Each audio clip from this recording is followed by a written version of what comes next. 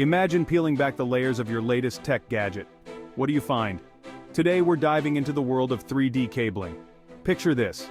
Inside every electronic device, there's a complex network of wires and cables, much like the veins in our body. Traditional wiring methods are pretty straightforward, but as tech evolves, so does the need for more sophisticated solutions.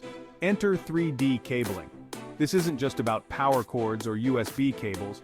3D cabling involves designing and routing cables in 3 dimensions, maximizing space and efficiency in devices from smartphones to satellites.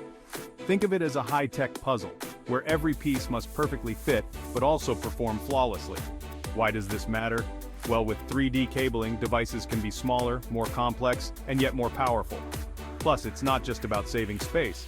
This method can also lead to major improvements in durability and device performance. And there's the cool factor: 3D cabling allows for more creative design possibilities, blending functionality with aesthetics. So next time you marvel at a sleek new gadget, remember, there's some serious 3D wizardry hidden inside.